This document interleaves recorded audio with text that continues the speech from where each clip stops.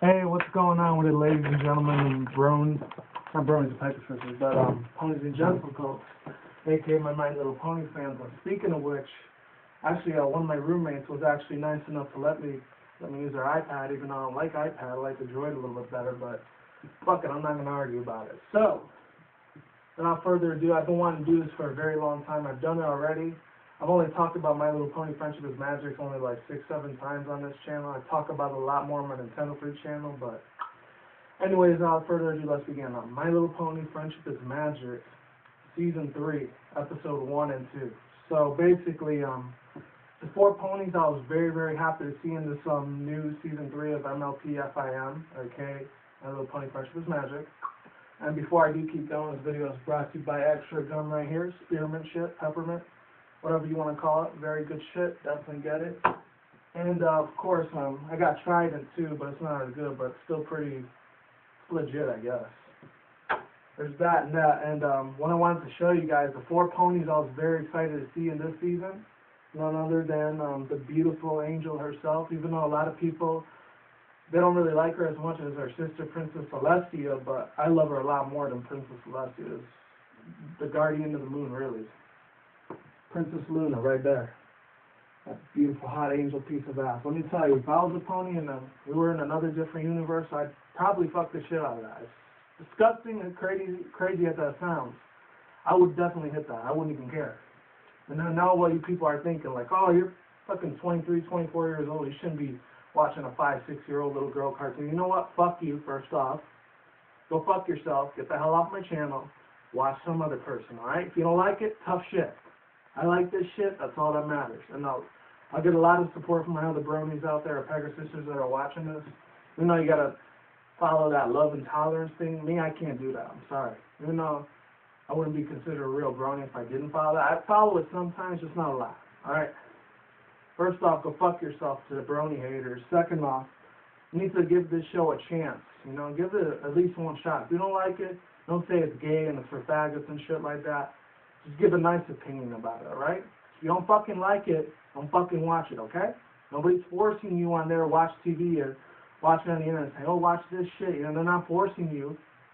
So, shut the hell up and move the hell on if you don't like it. Third off, I want to say to the brony haters and the ones that call us faggots and shit like that is that they really don't have no taste in art and equality for this show. I love the art and the way it's, like, statistically made. The way Lauren Faust made this show is very beautiful. The art is very, very amazing how she made it. You know, I love her taste in the fandom of the bronies. She even put us on the spot a couple times, you know. They even made the other one, this guy, which I'm going to get to him in a minute, but let me just tell you, this Princess Luna is a very badass bitch. Even when she was Nightmare Moon, she was kick-ass. So, anyways, other than that, let's get on to the next one. Besides Princess Luna, I actually wanted to show you another one. Let me just type this shit in real quick. Let me see, I'm going to show you the other one that, it's actually Twilight's brother, and if any of you know, oh, excuse me, that was weird. Thought I heard some noise downstairs.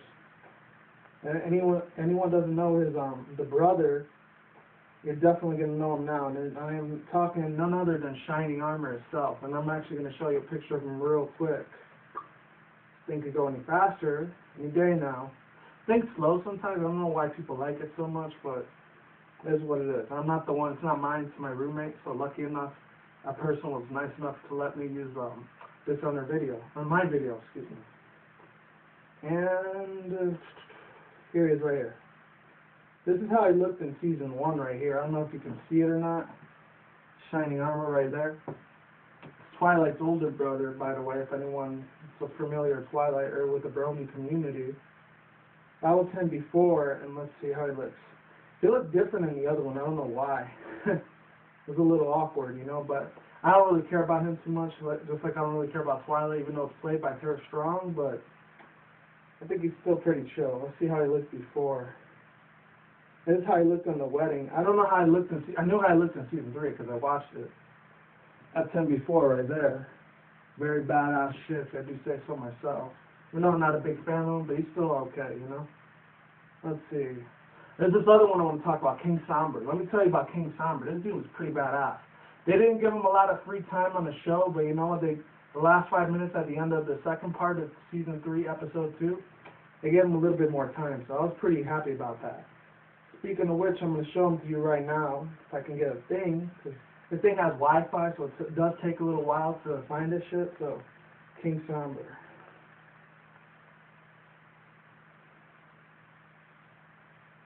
Okay, and I'm about to go find him right now. And come on, buddy. He was he was the main talk of the town right now for all the bronies and Pecker sisters that are watching. I actually got 2 pictures of him right here. This is how he looked in his full form, King Sombre. This was the bad guy. Besides Nightmare Moon, Discord, and Queen Trisha. They didn't really show a lot of them. It didn't disappoint me. The thing that I liked about season 3 is a lot of the graphics, the detail, the story mode. Very beautifully well done. Another round of applause from Miss Lauren Faust herself. She deserves all the credit in the world right now. And, of course, the Bronies and Pecker sisters that make it possible to keep making them have more seasons of MLP FIM. Okay, there's another one. Okay. This is the other one that they showed of him. I don't think you can see it that well, but it's how he usually looked most of the time. He didn't show his full form until the other one I just showed you. And the last 2 I want to show you, of course, I'm going to show you Shining Armor's wife. And if you don't know who she is, you're going to know now. You're going to know now, excuse me. It's actually Princess Celestia and Princess Luna's niece, really. And I'm talking about none other than the one that stands for love and loyalty. Of course, it is Miss Princess Cadence. And no, she's alright. She's not as hot as Luna and Celestia, but she's still alright, you know? Let me see. This is this one picture right here. It's her in Twilight. Hilarious. Check that shit the fuck out. Straight out epic picture for the win. Do I hear a yes for that or a brohoof? You know. Hold on. There's another one I want to show you first. I actually have this as my Steam profile picture. Actually, no, I did have it as my Steam profile picture, but not anymore. It's Octavia now. Shit. This thing goes very, very slow. I do apologize on the time it's taking me to do this, but what can you do, you know? Come on, buddy, hurry up. Any day now. This thing really loves taking a sweet-ass time. I do not know why. Okay, let me type it in again. This is Cadence. Okay, there we go. Showed it up for me this time. Sometimes Google is good. Not always a piece of shit like it normally is. And there we go. This is the picture I used to have for my Steam profile right here. It's a real beautiful angel herself, too. I'll fuck the shit out of that if she was real. I do not care what none of you fucking haters have to say about that. Like I said, go fuck off. Anyways, oh, and this is the 2 of Nightmare Moon and this other guy, King Sombre. Very funny shit right there. So that's all I got to say about that. There was one more other person I wanted to put on there. Actually, Pony, I wanted to say that was real cool on there. Rarity Diamond. She's a very amazing bitch for sure. Matter of fact, I'll show you her real quick and then I'll be done with this little iPad thing. Rarity.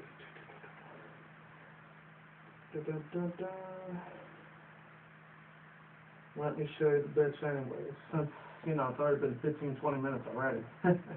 Sorry for taking so much time, guys. Just time is of the essence, I know this, but just, I love that bitch. She's very, very fucking hot. Matter of fact, and you guys are familiar with clapping and shit, I actually did that early before I even started this video, so I know it's too much info, but fuck it.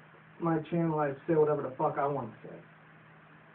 And of course, the one that's real fancy, she could kind of be of a bitch sometimes, because sometimes she is nice stuff, so check her out.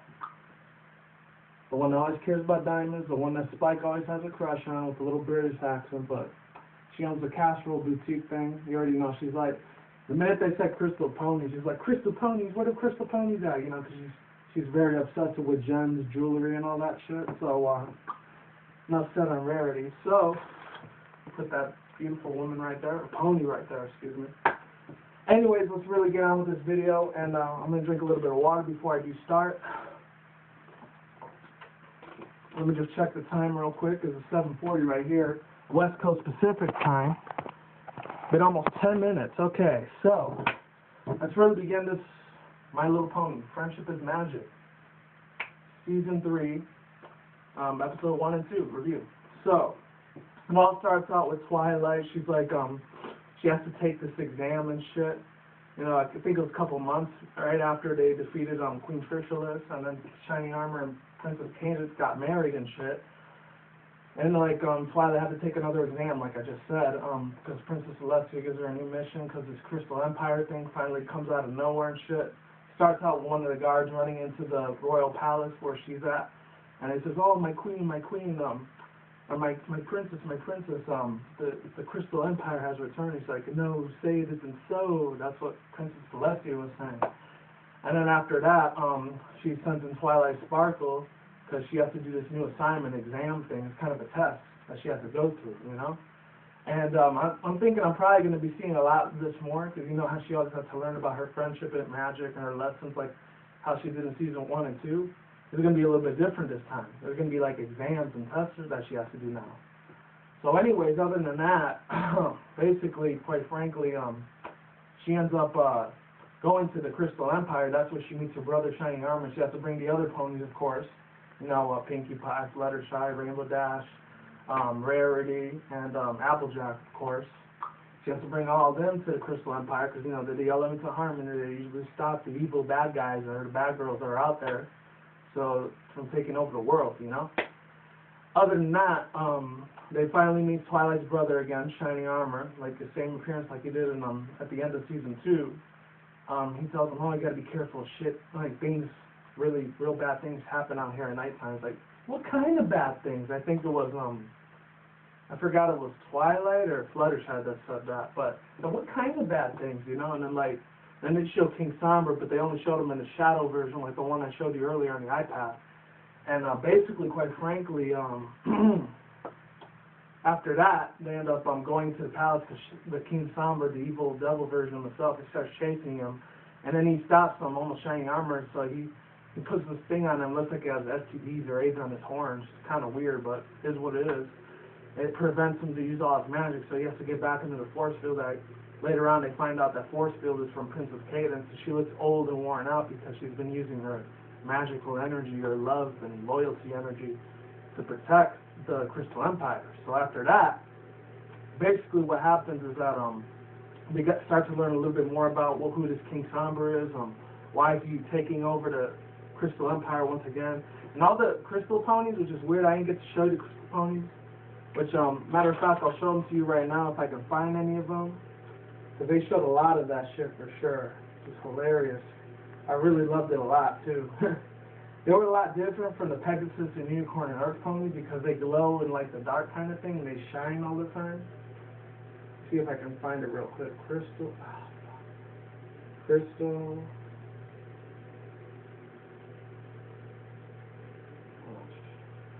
Ponies. Alright. This is how they looked. Hopefully they showed them the shiny version of themselves. Takes a little time, forgive me. And here's one of Rarity real quick, how they looked when she was a Crystal Pony. They looked like that, but that was like at the end, the last 2 minutes of the episode, so yeah. I gotta put it in again.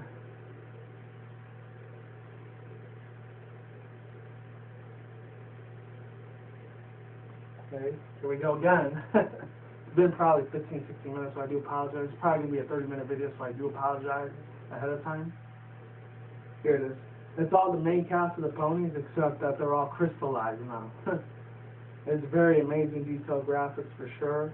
Whoever did this, whoever's the guy that did this shit, definitely gets a lot of credit for sure. There you go, they're all crystallized at the end. Anyways, yeah, that's how the Crystal Ponies look.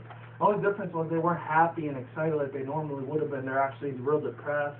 Some of them kind of looked like they were smoking a little weed here and there and real, like, alcoholics. But you know what? At the end of the day, they end up being happy later on. It's up to the ponies to cheer them up and not to get too energized where they end up trying to defeat King Sombre later on. But that's for another part. Anyways, after that, they go to the library to investigate on why King Sombre is taking over the Crystal Empire. Why is he spreading his evilness and madness and mayhem all over the Crystal Empire once again like he did 2,000 years ago. What it said in the earlier of the episode. Sorry, I had a little bit of a knot in my neck. I had to crack that out a little bit. But anyways, yeah, you know, they find out who it is and why it is. And the librarian that works there, she doesn't even know she works there. And I was like, crazy little bitch. But it's funny. She looks like Mayor Pony a little bit. So she doesn't have like the little gray hair. She just has like this dark purple gray hair instead. Anyways, other than that, you know, they finally find out what it is, and they're all looking for the books and shit, right? And they're all doing it in their own way. Pinkie Pie, she's just jumping up and down, like seeing where the book of the Crystal Pony, the history of how the Crystal Empire was made and shit. They do that. And then after that, basically, Fluttershy is just doing her own little thing. She's just looking regularly. I don't know how Applejack does, and I know Rainbow Dash, she's just going left and right.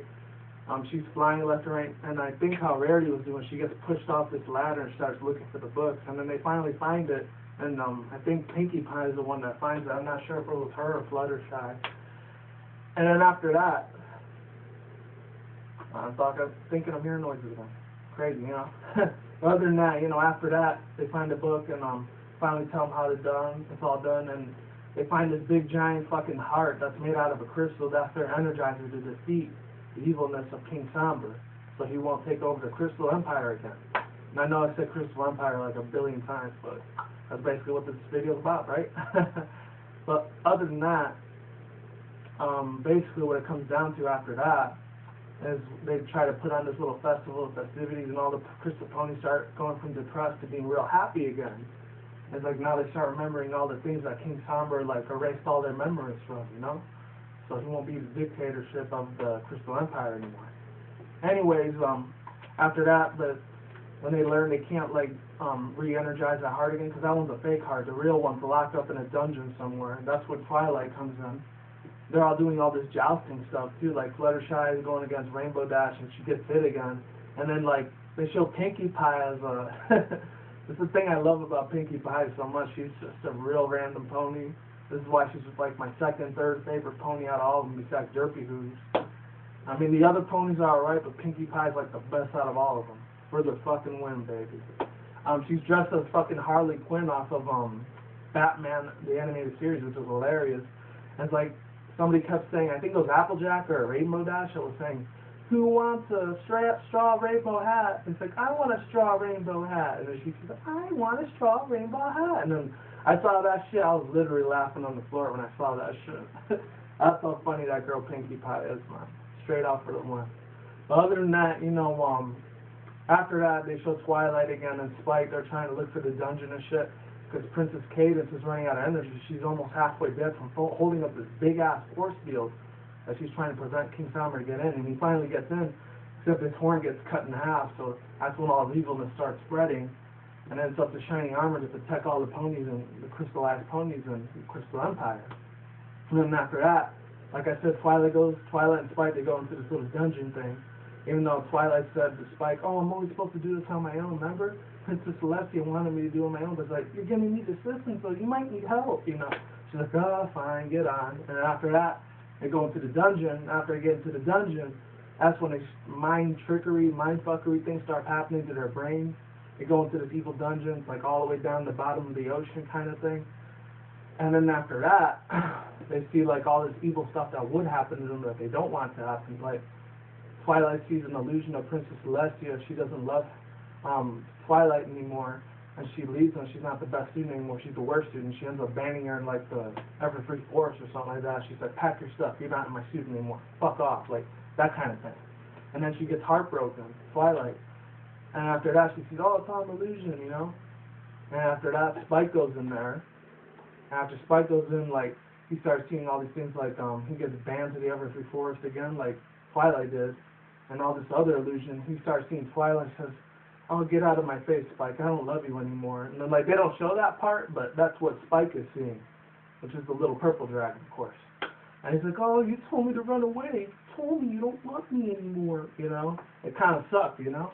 He's like, oh, and that I will promise that will never happen ever again, Spike, I swear. That's what Twilight says. And after that, they got to go all the way back upstairs when they really go to the dungeon together.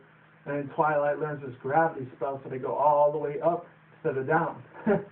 Actually, they go all the way down instead of up. Whatever gravity makes sense.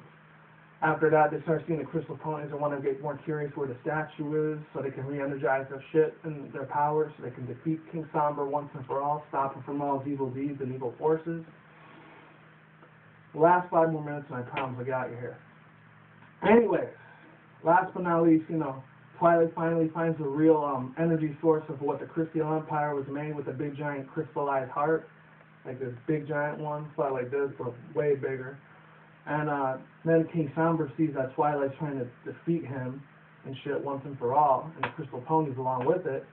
And then he sees that he finally breaks through Princess Cadis's barrier, and she just passes out on the floor at Princess Cadis, and Shining Armor's like, no, stop him, Twilight, stop him. And then like Spike and Twilight look at each other like, what should we do, what should we do? He's like, stop the evil King Sombre, of course, don't just fucking sit there, do something, you know? And after that, too late for Twilight, she gets imprisoned all the evil crystals and shit King Sombre made. And then Spike, it's up to Spike to take the crystallized heart to defeat him once and for all. And ends up, at the end of the day, he goes all the way down to Shining Armor and he's taking over the Crystal Empire again. And all the crystal ponies are scared as shit. And it's up to Spike to save the day instead of Twilight saving the day. So things, the tables will turn, really. And after that, Shining Armor, like, he wakes up on Princess Kate, and she finally wakes up from her passing out shit. Like, you gotta get up there, please. You gotta help Spike defeat King Sombre once and for all. You know, and then she does that. It's like, yeah, right, I'm on it. And like, and then Spike goes on to Princess Cadence's back, and then Shining Armor just throws her like a spear, like that. And after that, that's when the real fun begins. That's only 5 minutes when they show King Sombre in its full form, instead of like a big dark shadowy evil form that's like Satan. Other than that, by the way, I think King Sombre, he was a fan-made pony, so he's an official pony now, because I see here King Sombre a lot. I think it was the male version of Nightmare Moon. I'm not sure if I'm right on that, but I think it was, because I used to see that name a lot before they made him an official character. So once again, that's just another shout out for Lauren Faust, saying how much she loves the Brony community, you know? She cares. There's not a lot of people, directors or cartoons, that really don't give a shit about their fans. Very few directors and CEOs give a shit about any of their fans. So it just goes to show you how much Lauren Faust is a badass chick, you know, for the win. So other than that, you know, after that, speaking of that little reference, yeah, she throws him. He throws not King Sombre. Shining Armor throws his wife, Princess Cadence, with Spike on top. That's what she said. So Spike on top, and like he has a crystallized heart. He defeats King Sombre once and for all. He throws it in his face. He blasts it all over the freaking Crystal Empire. The big giant crystal explodes into a million pieces and goes all over the Empire and destroys King Sombre once and for all, making King Sombre defeated and Spike the hero instead of Twilight and the ponies. So that's how the tables will turn. So after that, they all celebrate. They're all crystallized ponies just for like 5 minutes. And yeah, other than that, that's where the story ends. They go back to Cancer Lot to celebrate. And then they show Princess Celestia have this blue book or whatever. They show her and Luna like, we did it, sister, we did it. And they both hug each other like this. But they can't hug each other like this. Got to use their neck like that. And it's like, the thing I really liked about it, at least in the first part of the episode, they show Princess Luna talk, which I'm a real huge fan of Princess Luna for sure. That was real fucking awesome, you know? Other than that, that's all I had to say on this review. Sorry it took 20, 25, 30 minutes at the most for this video to be. But anyways, I gotta go. Is what it is, ain't what it ain't. See you when I see you. And hopefully there's a lot more better new episodes than this, because a lot of people said King Sombre wasn't there very much. But you know what? I didn't really care, because this episode made me an official brony for watching a brand new episode of My Little Pony, because I didn't know about the first and second season until February this year. Even though it came out 2010, I didn't know about it until this year, 2012. But long story short, I'm a real official brony and not an amateur one anymore. So that's why I love this episode so much. So that's all I got to say. Take care. Goodbye. I'm getting the fuck out of here. Remember, rate, comment, subscribe if you want. Add me as a contact, is what it is. All right, late.